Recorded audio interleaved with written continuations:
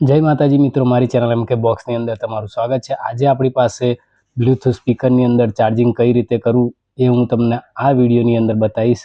આપણી જોડે આ ટાઈપનું એક સ્પીકર છે બ્લૂટૂથ વાળું, અને એની સાથે મળી જાય છે આ ટાઈપનું એક આપણને ટાઈપ સી વાળો એક ચાર્જિંગ કેબલ મળી જાય છે। આ કેબલથી પણ તમારા સ્પીકર ચાર્જિંગ તો થશે, પણ આ સાઇઝમાં નાનો છે। આવો નાનો સાઇઝનો આ કેબલ છે, એટલે આપણે આવું ચાર્જ કરવું હોય તો આપણું બોર્ડ કદાચ દૂર હોય લાઇટનું, તો આપણે આ કેબલ ચાલે નહીં। એના માટે આ ટાઈપનો એક લાંબો કેબલ લઈ લેવાનો, અને એક આ ટાઈપનું તમારે એડપ્ટર લઈ લેવાનું। એડપ્ટરની અંદર આ રીતે કેબલ લગાવી અને આપણું દૂર બોર્ડ હશે તો આ કેબલથી આપણે ચાલુ થઈ જશે। અને આ રીતે કેબલ તમારે સ્પીકરની પાછળ ટાઈપ સીનું હોય તો અહીંયા આગળ આ રીતે ચાર્જિંગ એટલે આ રીતે લગાવી દેવાનું। આ રીતે લાઇટ શો કરશે, એ ચાલુ થઈ જશે।